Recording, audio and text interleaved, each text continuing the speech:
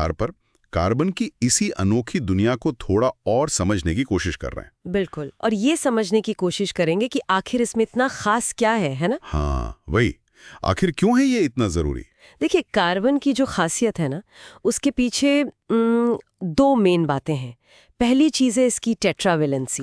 Tetravalency, ये क्या होता है? मतलब एक कार्बन एटम के पास ना 4 हाथ समझ लीजिए, वो एक साथ 4 दूसरे एटम से जुड़ सकता है। अच्छा, 4 अलग अलग से। हाँ, वो कार्बन भी हो सकते हैं या हाइड्रोजन, ऑक्सीजन, कोई भी।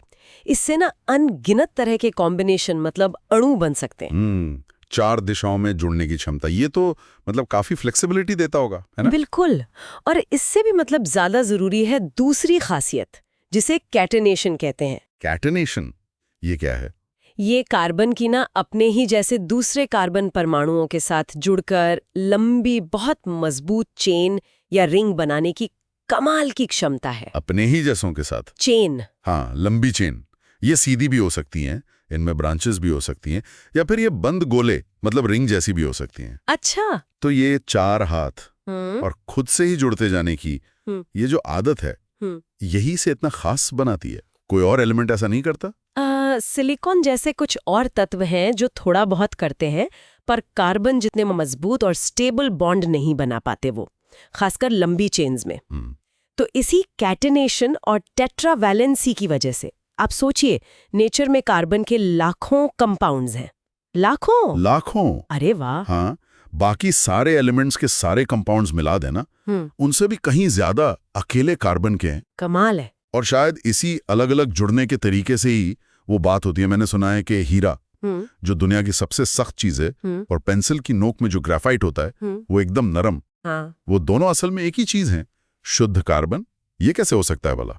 हाँ बिल्कुल, ये कार्बन के एलोट्रॉप्स कहलाते हैं। मतलब बहुरूप। हाँ, एक ही एलिमेंट के अलग अलग फिजिकल फॉर्म, जिनमें एटम्स की पैकिंग, उनका अरेंजमेंट अलग अलग होता है। अच्छा। जैसे हीरे में हर कार्बन एटम अपने पड़ोसी 4 कार्बन एटम से बहुत मजबूती से जुड़ा होता है। एक 3D नेटवर्क, एक जाल जैसा बनता है। एक टाइट जाल। हाँ, कोई खाली जगह नहीं, कोई ढीलापन नहीं। यही चीज उसे इतनी ज्यादा सख्त बनाती है। और उसमें कोई फ्री इलेक्ट्रॉन भी नहीं होता घूमने के लिए, इसलिए उसमें से बिजली पास नहीं होती। वो इंसुलेटर है। अच्छा, और ग्रेफाइट में वो तो बिल्कुल उल्टा है। ग्रेफाइट में कहानी अलग है। वहां कार्बन एटम ना हेक्सागोनल रिंग्स मतलब 6 कोनों वाली रिंग्स की परतों में, लेयर्स में अरेंज होते हैं। चपटी परतें, लेयर्स। हाँ, और हर कार्बन एटम अपनी लेयर में सिर्फ 3 दूसरे कार्बन से मजबूती से जुड़ा होता है। सिर्फ 3 से? चौथा हाथ खाली? हाँ, एक तरह से।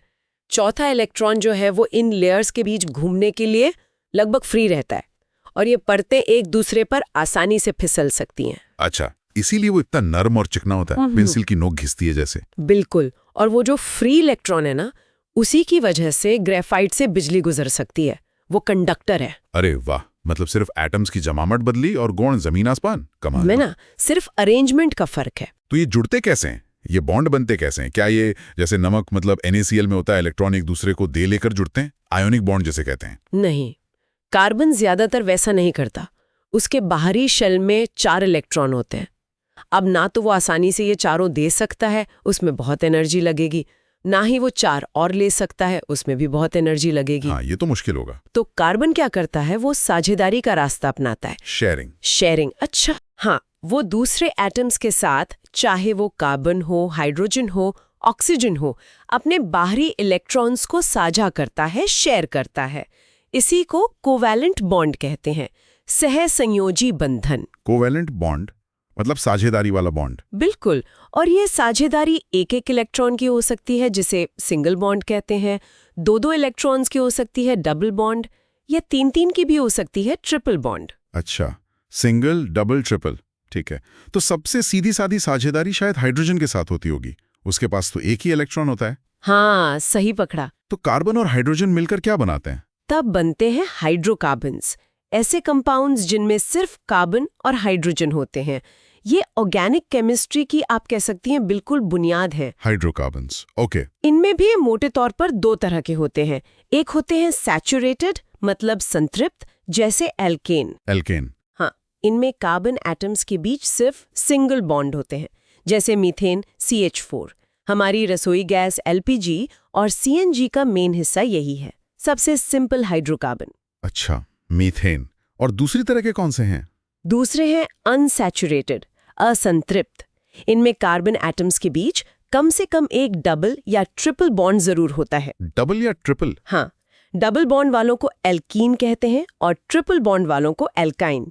ये सैचुरेटेड वालों के मुकाबले ना ज्यादा रिएक्टिव होते हैं, ज्यादा आसानी से रिएक्शन कर लेते हैं। समझ गया।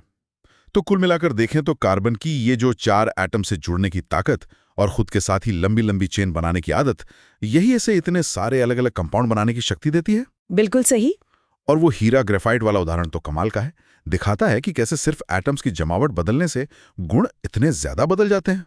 और एक कोवेलेंट बॉन्ड, मतलब साझेदारी वाले बॉन्ड, भी आयनिक बॉन्ड से बिल्कुल अलग तरह के हैं। हाँ बिल्कुल। और वो जो सोर्स मटेरियल था ना, वो इस बात पर भी जोर देता है कि कार्बन की यही वर्सेटिलिटी, ये बहुमुखी प्रतिभा ही असल में जीवन का आधार है। जीवन का आधार कैसे? हमारा DNA, हमारे प्रोटीन्स, हमारी कोशिकाएं, सब कुछ कार्बन की इन्हीं लंबी चेन्स और रिंग्स पर ही तो टिका है। हाँ, ये तो है। और मजे की बात देखिए, यही कार्बन प्लास्टिक जैसे अनगिनत इंसानों के बनाए हुए पदार्थ भी बनाता है। हाँ, ये भी सही है। तो ये सोचना कितना दिलचस्प है ना।